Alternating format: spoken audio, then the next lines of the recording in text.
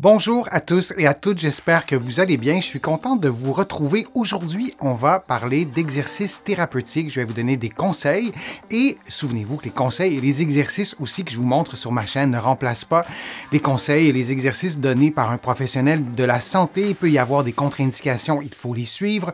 Vous devez aussi adapter les exercices à vos capacités, à votre condition. Si vous avez par exemple un problème musculo-squelettique, vous allez trouver plusieurs des exercices que je vous propose aujourd'hui dans mon livre Plus jamais malade et aussi dans mon livre sur le vieillissement pour contrer les effets du vieillissement et aussi mon livre pour soulager les douleurs au dos et au cou. Passer de la position debout vers la position allongée, ça peut être intéressant pour stimuler plein de muscles qui sont situés notamment derrière le dos, les fessiers aussi. Vous voyez plusieurs muscles, il y en a vraiment plusieurs, mais je vous en montre quelques-uns. Vous voyez qu'il y a des muscles qui sont très longs, des muscles qui sont plus courts. On a les fessiers, on a les muscles du dos, on a les triceps.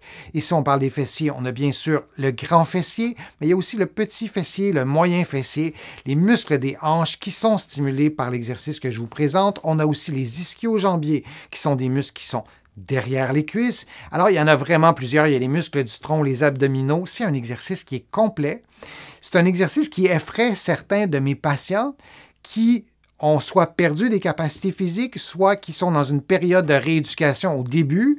Et on ne va évidemment pas commencer par ce mouvement-là, mais on veut s'assurer, et je veux m'assurer que mes patients puissent faire ce mouvement-là parce que c'est un mouvement qui est très fonctionnel, on est appelé à faire ce mouvement-là, à aller au sol, à ramasser des choses.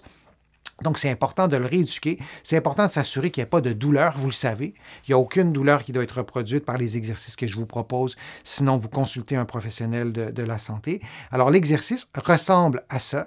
Alors, vous passez, très simple, vous passez de la position debout, vous mettez une main au sol, une autre, et vous allez vous redresser, vous prenez une petite pause et vous reprenez l'exercice. Alors, on y reviendra un petit peu plus en détail, mais je voulais qu'on regarde ensemble les contextes dans lesquels cet exercice-là peut être utile. L'exercice peut vous aider à améliorer vos capacités fonctionnelles et ça, c'est tellement important, ne serait-ce ou surtout pour votre qualité de vie. Par exemple, de renforcer les bras, de retrouver une mobilité fonctionnelle parce qu'on a besoin d'une bonne mobilité des épaules. Alors, si on a eu un problème d'épaule, une capsulite par exemple, la capsulite, elle est presque réglée, elle est presque terminée, puis on a l'impression que tout va bien. C'est peut-être intéressant de tester, de faire cet exercice-là. Et moi, j'ai certains de mes patients qui me disent « J'arrive à faire l'exercice, ça ne tire pas dans mon épaule, mais j'ai l'impression que je n'ai vraiment pas la même force qu'avant. » Donc, on veut rééduquer. On veut retrouver nos capacités fonctionnelles, on veut retrouver la mobilité des bras pour pouvoir aller au sol facilement quand on en a besoin, ramasser des choses au sol, faire des efforts qui nécessitent des mouvements des bras dans toute l'amplitude. Alors, je vous remonte l'exercice, mais qui est vraiment très simple. C'est un mouvement qu'on fait, on y va progressivement et on se redresse. Bon, jusque-là, ça va, c'est simple. C'est plus compliqué si vous n'arrivez pas à le faire. Mes patients me disent, oui, c'est bien ton exercice, mais je n'y arrive pas.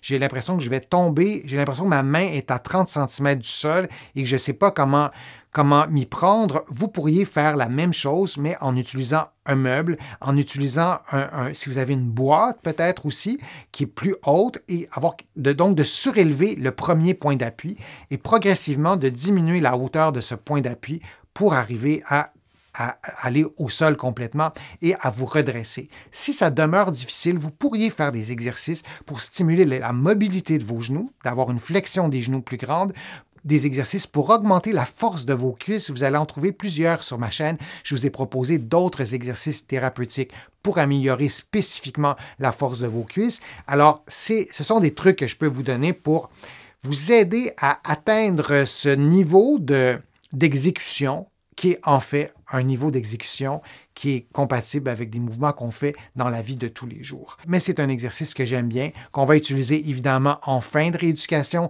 qui ne doit pas reproduire de la douleur. Si c'est le cas, vous consultez un professionnel de la réadaptation, un physiothérapeute ici au Québec ou un kinésithérapeute de l'autre côté de l'Atlantique. Je vous remercie d'avoir été là. J'espère que les conseils que je vous ai donnés, les informations que je vous ai transmises aujourd'hui vous ont été utiles. Je vous remercie de faire une contribution à ma chaîne. Vous êtes plusieurs à le faire et je vous remercie et considérez ces remerciements comme personnels. Ça m'aide beaucoup à pouvoir vous produire de plus en plus de contenu et c'est ma résolution de cette année de vous en présenter encore plus régulièrement pour répondre à vos besoins, répondre à vos questions que vous me posez sur les fils de discussion. Je les lis toutes, vos questions, et j'y réponds individuellement quand c'est possible. Sinon, je le fais dans des vidéos. Vous allez trouver beaucoup d'informations sur mon site web, le www.denisfortier.ca. Vous allez aussi trouver beaucoup d'informations dans mes livres, notamment mon livre Plus jamais malade, mon livre sur le vieillissement, mon livre sur les douleurs au dos. Il y en a d'autres, vous les connaissez. Et en visitant mon site web, le www.denisfortier.ca, vous allez pouvoir aussi vous abonner gratuitement à mon infolettre, au courriel thématique et garder contact avec moi. Alors, je vous dis à une prochaine fois, à une prochaine vidéo et à bientôt.